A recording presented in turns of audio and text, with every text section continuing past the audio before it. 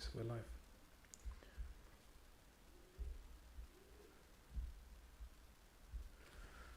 Right. Assalamu alaikum and welcome to the first BMAG Podcast. My name is Adil and I'll be the host, and with me I have Yusuf Farouk.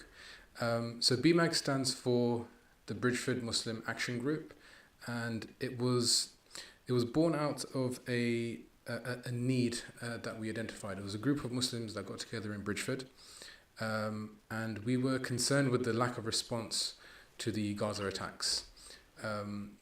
It was a grassroots movement, and we wanted it to be centered on action. We wanted to find out what we, as a local community, could do to help with any Muslim issues, Muslim-centric issues that were affecting the local community. So we organized the first Vigil for Peace in Bridgeford, first of its kind in Bridgeford, where we called people of all faiths and no faith to come together to mourn, to share in our shared confusion and frustration about what was happening in Palestine, and to come together as a community. It was well attended. We had poetry read by local youth, and we had speakers from all across the board, including the Jewish Voice for Labour and the Nottingham Council of Mosques. That was the first action that we took, and we were proud with that action, but we knew that we can't just stop there. One of our aims is to do as many actions as we can to engage with the community, to talk about social justice issues, to raise the profile of the British Muslim and issues that we come across. And that's obviously the highlight of today is Palestine, but we also want to go on to talk about social justice issues like the food crisis that we're going through, the housing crisis, food poverty, a refugee crisis. There's a range of issues that we need to tackle, and inshallah our long-term goal is that we can work with the local community, organizations that already exist, to work towards those goals.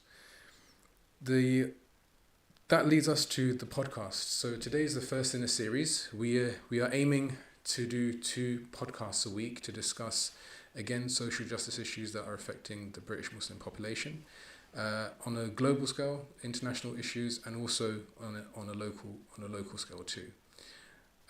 I'd like to start these podcasts while the wars are going on, because this is obviously on everyone's mind, with a brief of where we are at the moment.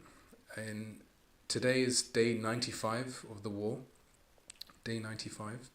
And the latest figures coming from, I think, Al Jazeera, the Gaza Health Ministry say 126 Palestinians were killed on Tuesday, and at least 23,210 people have been killed, and over 59,000 have been injured.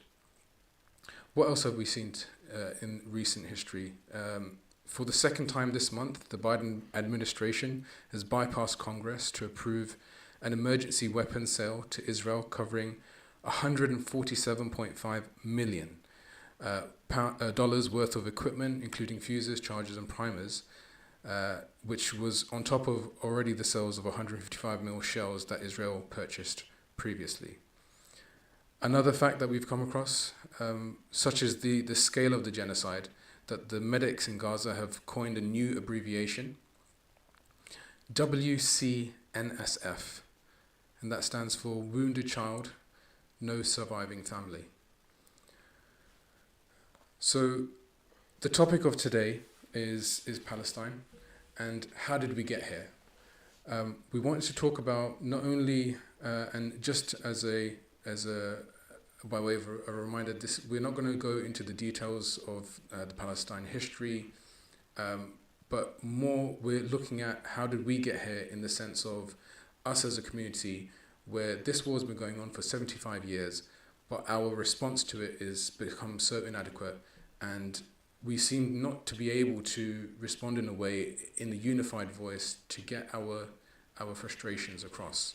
So I'd like to ask Yusuf if you'd like to introduce yourself first before we go through the same questions. Yeah, so my name's Yusuf Farouk, and back in 2014, on one of Israel's many assaults on Gaza, during my teenage days. I was horrified by what was going on, and I slowly began to become more involved in Palestine activism. And Palestine activism for me really was an entry into other forms of activism. And I'm involved in the local community as well, on a range of issues. But I try to talk mainly about Islamophobia and issues regarding the ummah. Perfect. And I'd just like to remind anyone who's logging in and watching live, there is a bit of a delayed feed, but there is a comment section if you want to leave your questions. If you have any questions along the way, leave it in the comment section and we'll collate them at the end. And just bear with us as well. This is our first a live stream, and if there's any technical difficulties, we'll try and fix them as soon as we can. But thank you for joining nonetheless. So Yusuf, you wear a number of different hats. Yeah. You've worked with the Bridgeford Muslim Action Group, and also you work closely with the Nottingham Council of Mosques and the Nottingham Palestine Solidarity Campaign. Just by way of an introduction to the topic, why, and it might be obvious, but why should we care about Palestine? Why should we care about what's happening in Gaza right now? I think there are many different ways I can answer this question, and I'd like to bring in a few of these themes to us. Number one, what we are seeing is a full-blown genocide, a full-blown attempt to exterminate the entire population of Gaza, and at the same time, the incursions into the West Bank, the settler and state violence against Palestinians living in the West Bank, the warnings to leave the West Bank and enter Jordan have been intensifying daily. I don't need to go into too many details of what is happening. Many of you are aware. We've all been watching the news. But really, this is a humanitarian standpoint, and we're seeing a test of our humanity. If we cannot care about people who we may perceive to be thousands of miles away, then really, who will care about us? And I'll come later on to what I mean by who will care about us. In terms of understanding our challenges in terms of Islamophobia and how the two issues are related. There's also a religious standpoint from this. Palestinians are part of our ummah, and whilst it's true that not all Palestinians are Muslims, we have to really understand that Palestine is the heart of the ummah causes. We've seen on multiple occasions that Palestine has been a calling point for the unity within the ummah. An example of that is the Qatar World Cup, where it was said that Palestine won the World Cup because on every opportunity we saw Palestinian flags waving, and it was the first time the World Cup being held in the Arab world, and Muslims also got a lot of backlash, particularly the Qatari government for not allowing alcohol in the stadiums, etc. But really it was a display at that moment. This is a display of Arab and Muslim culture. What is it that they care about? And they showed it was Palestine. And onto the religious standpoint from another angle, it is part and parcel of our religion that we become torchbearers and people who will uphold justice in every facet of society. The Quran is absolutely clear when it tells us to be persistent in standing up for justice. And I can go into much more detail, but many of you are aware of the hadith where Muhammad says that the parable of the ummah is like a body, that if, and I'm paraphrasing here, that if one limb aches, then the whole body is restless with fever. And again, I'm paraphrasing there. And we've definitely seen that because even though we mentioned that there's been a disparity between the response that we've expected from our leadership internationally, by the way, but the ummah has definitely stood up. I mean, we've seen the scenes in football stadiums with Palestine flags all around, chanting "Free Palestine," and even the very famous video of the Turkish man who was saying, "Just give us something." He's talking to Erdogan, and he said, "Just give us something. Just give us the announcement, and we'll go to the gates." So definitely, and even locally in the UK, we've seen, like I said, people mobilizing on different, even just by themselves, organizing themselves, calling for people to go to things like demonstrations and protests.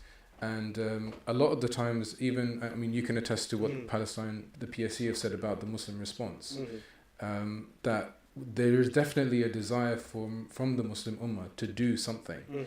I guess that leads on to the second question, which is, why is it that we've come to not be able to respond to these situations? Why is there such a silence from places where we'd expect it to come from?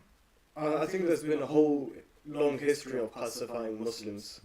There are many angles I can take. I suppose one thing is, in the post 9/11 world, people became fearful, and people spent much of their life trying to. I grew up in the 9/11 era, and most of my experience in childhood was trying to show that, the mainstream narrative was always that we need to promote Islam as a peace-loving religion. People were scared to talk about controversial issues, and there was a lot of silence in that aspect. But we also need to understand that there are bodies like the Prevent Duty, the Prevent Strategy now, which do stifle discussions on Palestine and other ummatic issues, if you were to put it that way. That is one of the reasons for the silence. But I think the Muslim experience, I was recently asked to give a presentation about Islamophobia and what is your experience as a British Muslim. And if you've ever been to any of my presentations, you know that I like slideshows and a lot of talking points, a bit of poetry in the background.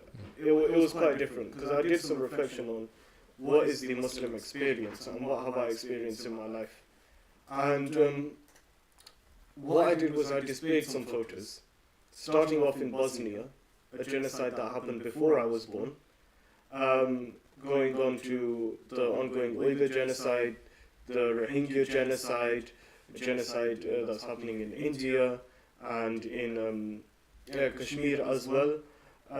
These are some of the aspects that we are that I spoke about.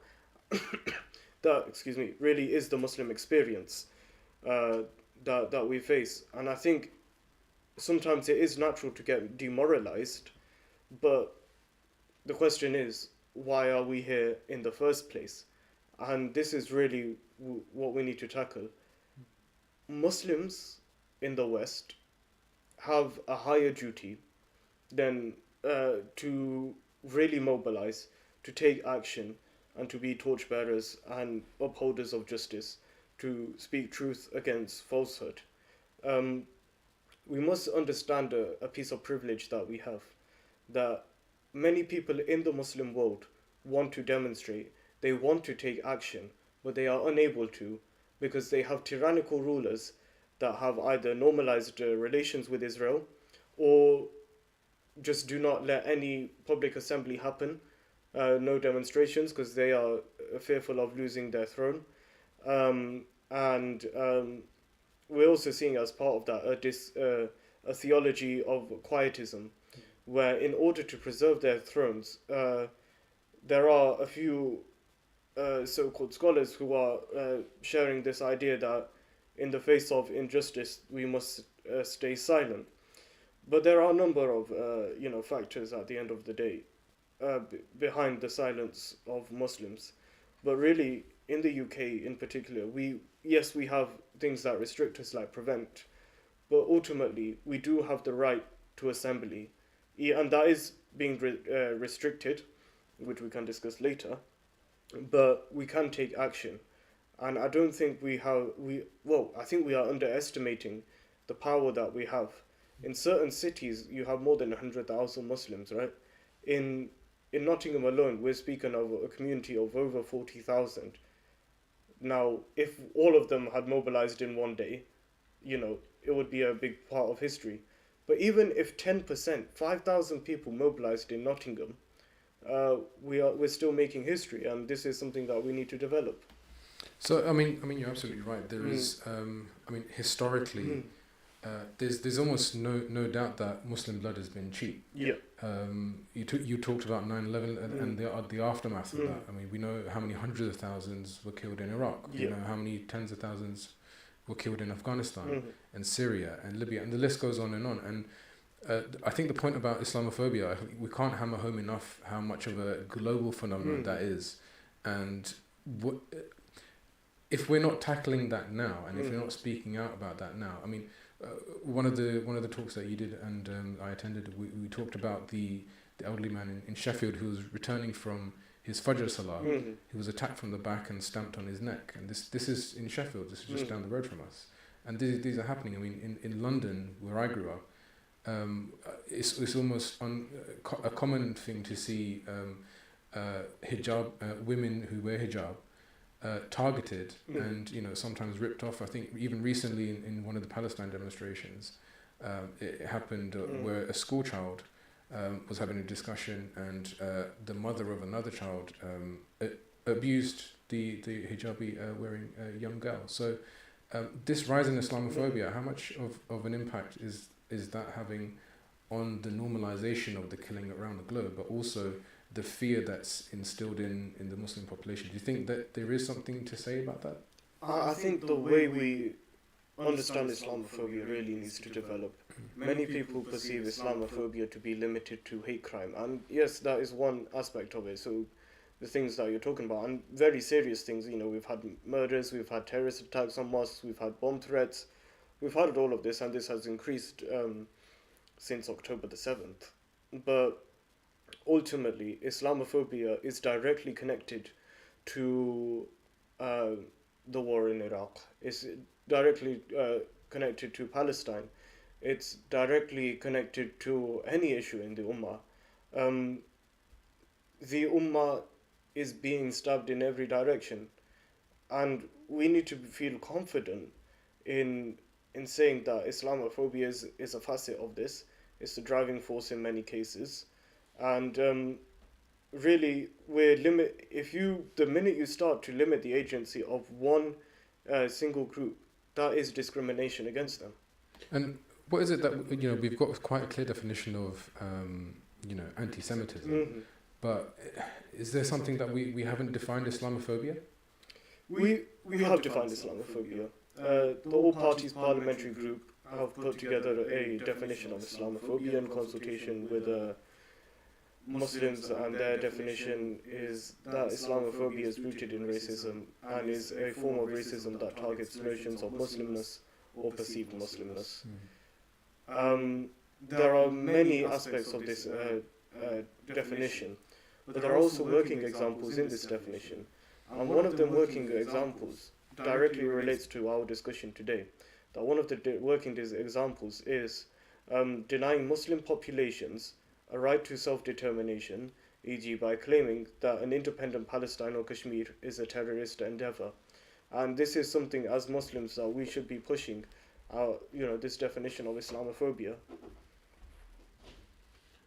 Excellent. And I think what we want to move on to now is, and related to action, is what kind of action is the most effective? What kind of actions should we be doing? Because there's a lot of, depending on who you speak to, some people say, protests, they don't do much. And we've seen, obviously, and I think as expected, every time there's an attack on Palestine or Gaza, there's an uproar. Even when there was an attack on the Al-Aqsa Mosque, there was an uproar. But very quickly, it seems that the passion and the demonstrations and the will tends to wear away. And we're seeing that now. We're working towards the march on Saturday, which I think is going to be at least 500,000 people from what I've heard. And this is a global day of action. So there's definitely something different this time around. I think the energy that people have, it's obviously correlated with the amount of destruction that's gone on and the genocide that's happening. But what kind of actions can we do, and what is most effective? I think before I answer that question, I need to answer that question with a question. Is that why do we take action? If we take action, thinking that we're going to get a result or expecting a result is not the right intention. We take action because we must take action. We must do anything in our capability. And this is a religious command. This is, to stand firmly for justice. So if, I've heard from many people that, oh, we protested around the Iraq war and 1 million people came out and nothing happened, right? So does protest work? I've heard that argument so many times, that protest doesn't work because we've tried it once. We have to look at what is available in our hands and how can we physically tackle and physically address the issues to hand. So really, our intention should be that we are attempting to, and we are using our voice to bring about a change. Now, protest, we can't expect one protest to immediately end the genocide. It's not possible for one protest to do that. You see, mobilization and action requires something sustained. So if we look throughout history with apartheid South Africa, the boycott movement and the protest movement, it wasn't just pockets of actions here and there, etc. It was a long, sustained group of activists taking action all year around, right? They made South Africa the issue at every moment. And really that's what we should be doing with Palestine. This eventually is going to go away from the news. When there is a ceasefire, inshallah, and this is something that we do pray towards. What we should be looking at is how do we make Palestine the issue at that moment when people don't want to speak about it. There have been a lot of discussions that I've heard and I've been part of, people saying, have we done too much for Palestine? This is some of the questions that we're hearing within circles of Muslim leadership. Have we done too much? Are we making our focus away from our other activities right now? Taking action for Palestine. Look, if you are watching a genocide take place, televised on the TV screens, and the most documented genocide, right? And you're not seeing action, we can't afford to be having these questions. Really, firstly, we need to understand we must take action, and that really has to be something that we talk about all year round. And one way that I envision it happening is, of course, we've talked about there are other issues in the ummah as well. Right now, of course, Palestine deserves all the attention it's getting. There's no doubt about it. But when it does fade away from people's minds, we need to continue to make that relevant. But we should also talk about how we can connect our struggles. Yes. How we can connect the Kashmir struggle to Palestine. Because they are connected, aren't they? Definitely. We haven't talked about Zionism or the colonial project, but it's the history of these colonial project that has imprinted on all these different areas, and that's why we find them in those situations. So it is all connected, and I think it's very important to remember that once Palestine, the media focus has already started to shift. Definitely.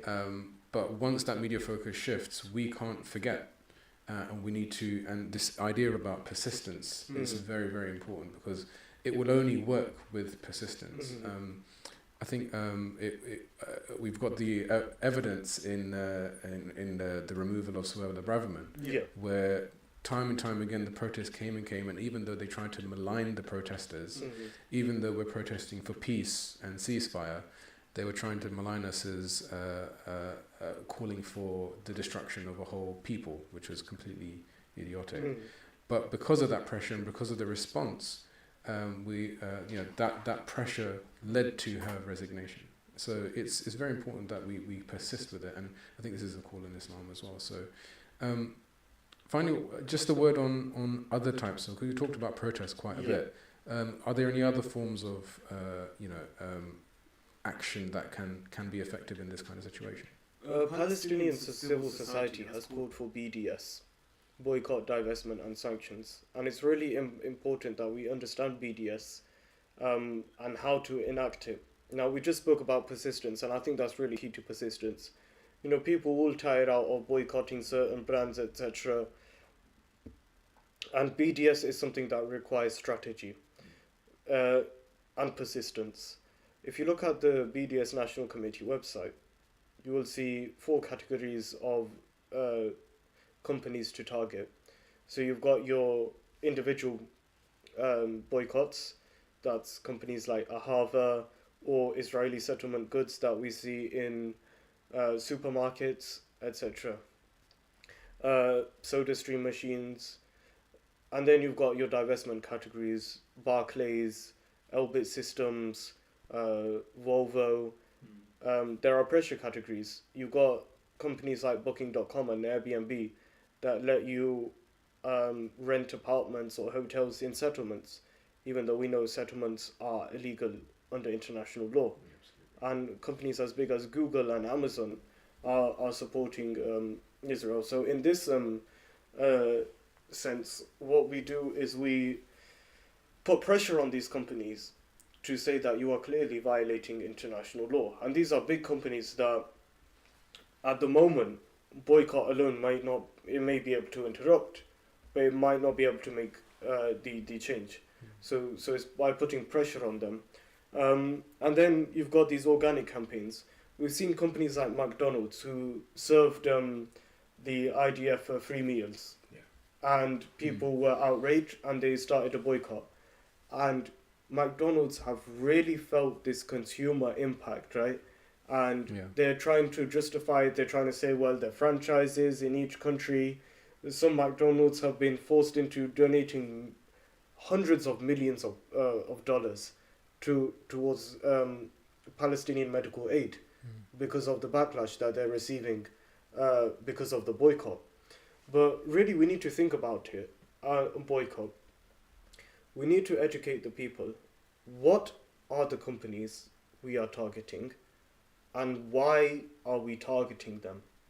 And BDS works. I mean, recently we've seen so many victories. Absolutely, yeah. And I think if it didn't work, they wouldn't be calling to. I mean, in the US, I think there's a number of states that have already tried to ban boycotting and BDS. To make it illegal in those states. I think they already have done that, and they're aiming for the rest of the states to follow suit.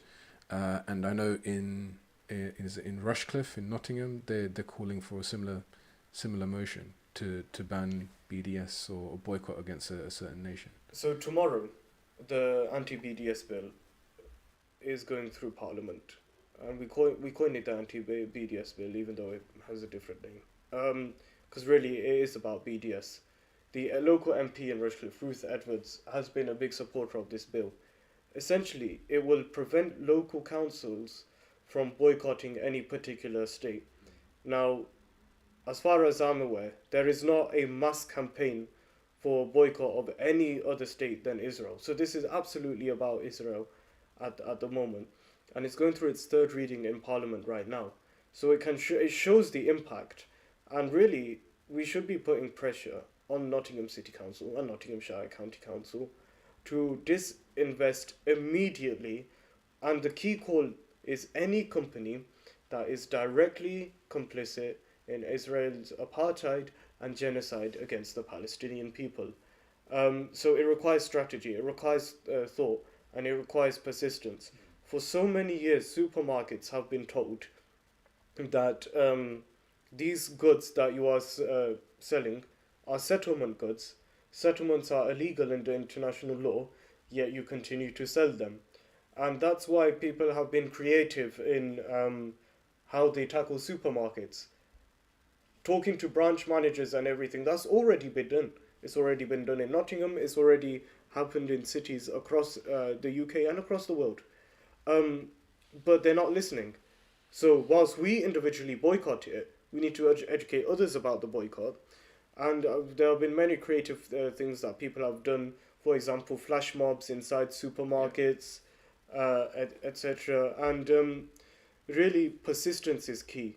All year around, whilst these products are being stocked, we make the case for boycott clear. Yeah, and just about the creativity. I think the Jewish movement in the Jewish Voice for Peace, especially in the U.S., they've been shutting down quite a lot of different public organizations, and it's been very fantastic to see.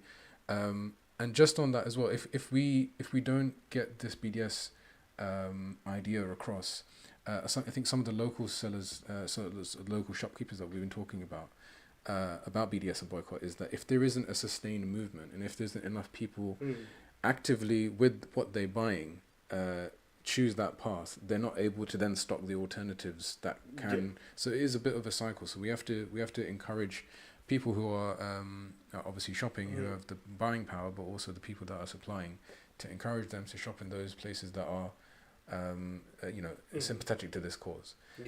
So I just want to take this opportunity to remind people, whoever, if anyone's watching us on the live stream, that we do have a comment section if you've got any questions. I can see one of our assistants been furiously writing down some questions. We're going to take a quick break. Sure. I don't have the facility to put any kind of screen on, so it's just going to be here. But we'll be back in a few minutes with all the question and answer session. Okay, so thank you very much. Thank you.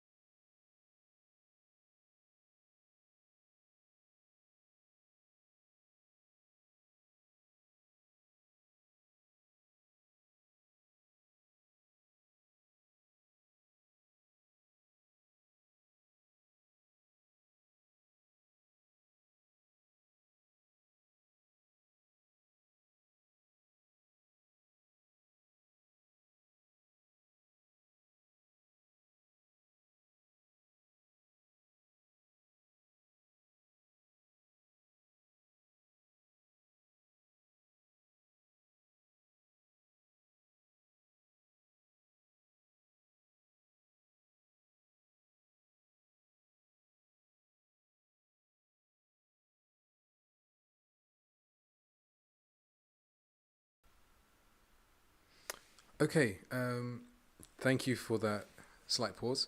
So we're back. We've got a few questions, and just to remind everyone, this is our first BMAG podcast. We're going to be doing one twice a week, so every Tuesday and Sunday, roughly at the same time at 7 p.m. So thank you for joining us.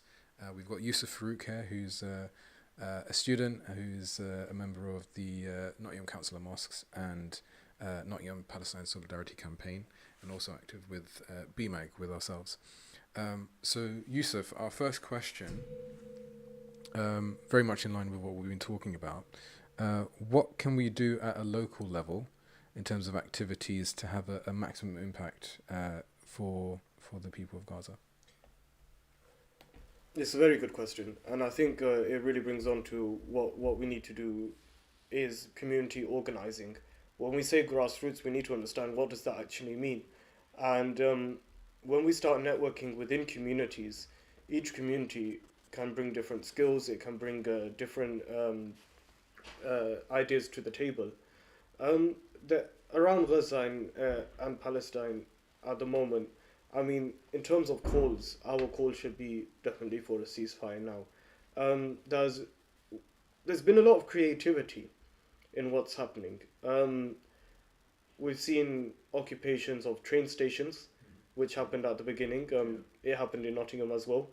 And we've seen a lot of impact, particularly how it just brings stuff to the attention of the news. There are a number of actions that you can do either individually or as a group. Banner drops, for example, displaying banners in public calling for a ceasefire. And local demonstrations. When BMAG held a vigil in Bridgeford, it was a new wave in history, that we're going right into the roots of the community, and we are putting the message there at the doorsteps of our local MP. So if they're not getting the message, then we need to emphasize that message more. Mm-hmm. We began by many residents of Rushcliffe had spoken to me, saying that they are absolutely appalled at Ruth Edwards, the local MP's response to the Palestine crisis, that she's not even mentioning Palestine in her responses. We said, well, we need to show our people power. According to the last census, there are over 2,000 Muslims in the constituency of Rushcliffe.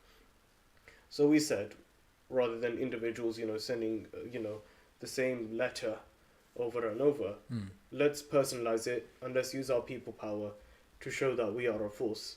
Over 80 residents, signatories had signed this open letter, and to emphasize it again, we went to her doorstep and we held a vigil there.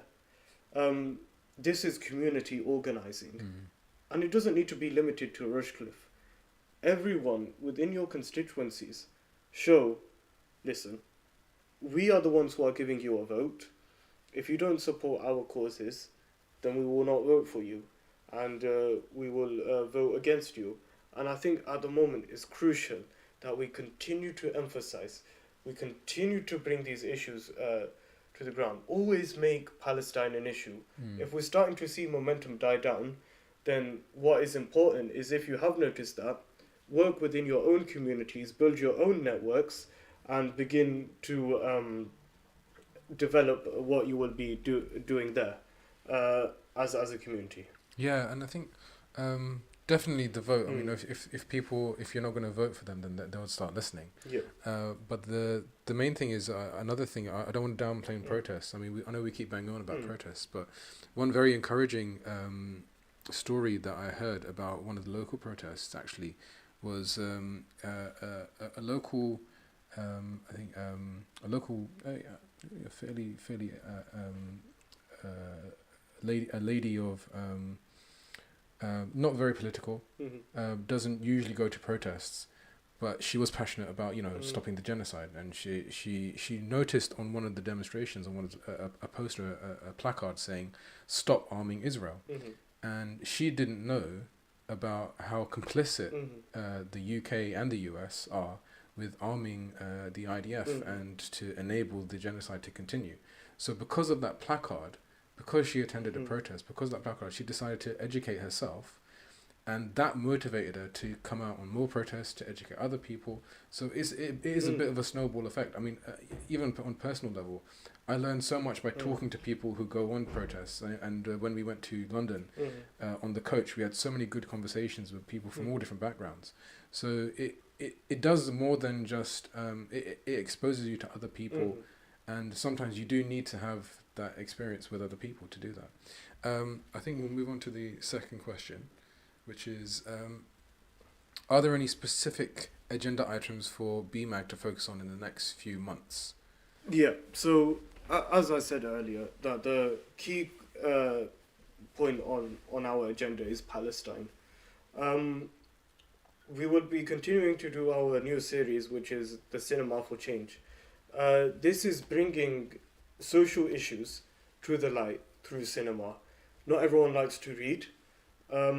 And these events work as networking to get people together, to understand an issue from a different perspective. Our last screening was of a film called Five Broken Cameras. And we got a lot of positive feedback from the attendees. A lot of people keep asking, when is the next one, and are pestering us. And, we're going to continue in that side. That's part of education as well as networking. As we keep saying, we need to keep bringing Palestine to the agenda, even if it is, even if parts of mobilization is dying down. Our work is to say we're not going to let it die down. Education, we've started these podcasts. Really, we are all about action as BMAG, and it's consistently taking action. And this is something that we want BMAG to develop in, and I'm sure you can bring in some other. Definitely, I think we've essentially is what I keep saying is that this what's happening in Gaza, what's happening in Palestine is unprecedented. They've cranked up their violence and their actions to 11. It's really horrifying, and everyone knows the figures. So what I keep saying is, if it is an unprecedented time, but our response has to be unprecedented as well. If you've never gone to a protest and that's unprecedented for you, then you need to go to a protest. If you've been to a protest and you've not spoken about it to your friends or your colleagues at work, then that's unprecedented to you, then you have to do that. So we're doing literally everything that we can think of and more, and we're doing it on a regular basis. So that's why I called for a podcast every day, I think, initially, but I think that probably practically wasn't possible. But we're thinking about holding stalls outside, even on the high streets, outside markets, outside supermarkets. We're looking at doing meetings inside mosques, but we're not limiting it to the Muslim population. We're also looking at working with other organizations. So there's a lot of churches that are doing a lot of good work. There's a lot of organizations, non-religious organizations that are helping out as well. And organizations like Strive to highlight other issues as well. So we've got a lot planned. I think the main thing is if you're wanting to get involved and if you're wanting to contribute to this effort, we're not a top-down organization. It's a grassroots organization. We welcome anyone who wants to come and contribute. If you've got ideas, if you've got talents, definitely log on. We've got our Instagram page. Contact us directly. We can get you involved as well. So it's literally everything and anything. But right now, the focus, I think, because of the urgency of the situation, is Gaza. And then we'll take it from there. But I think it's a very good question. Finally, I think this is the last question we'll have time for. In view of the general election coming up, it's a very good question. Is there any thought of education and advocacy for candidates who support the rights of Muslim citizens and are against genocidal countries? Oh, okay. This is a very good question, and a very timely question, as we are expecting a general election in the next few months. 81% of MPs in the UK voted against a ceasefire or abstained. They didn't vote in favour of a ceasefire. In Nottingham City, where there are 3 constituencies, only one MP had voted in favour of a ceasefire. And if you look at Greater Nottinghamshire, including us in Rushcliffe, where there are 7 or 8 seats, no one had voted in favour of a ceasefire. So we need to understand that vote was a litmus test for MPs whether or not they will be able to support the Muslim population and their Muslim constituents. We even had Muslim MPs who shamefully voted or abstained in the ceasefire vote. And this is where we have to show that actually we can mobilize. I've heard, but so-and-so MP supported this in the past on this issue, he helped open our mosque, or they were active on this issue, or, he comes and visits us regular. The ceasefire vote was a litmus test. Yeah.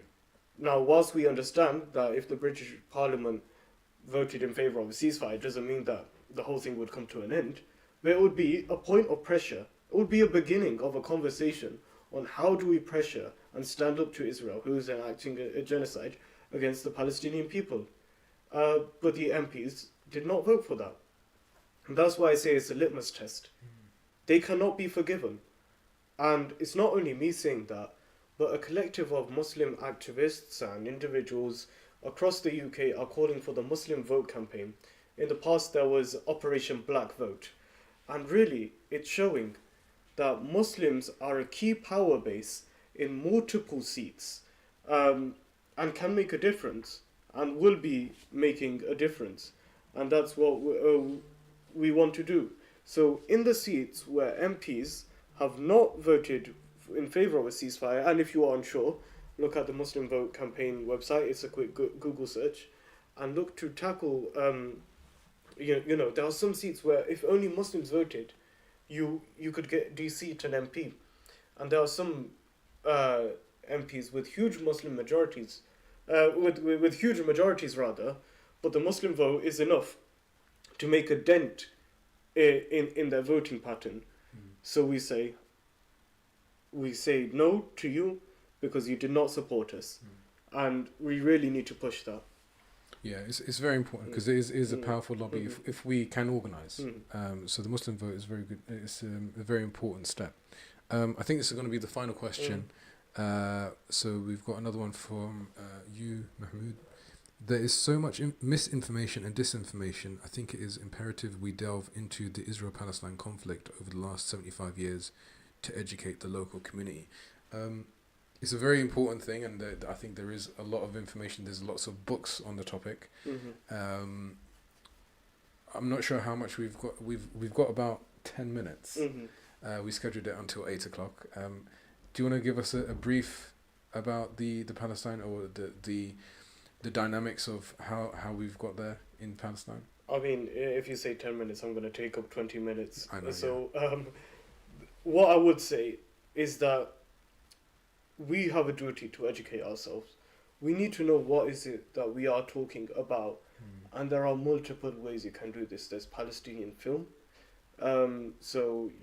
Something that we're promoting. There are many books written on this topic. I think it deserves a podcast in itself. Yeah, definitely. Yeah. How did we get here? Education on Palestine. But this is something generations have to continually tell their children. If you are a parent, you need to be educating your children about Palestine from a young age.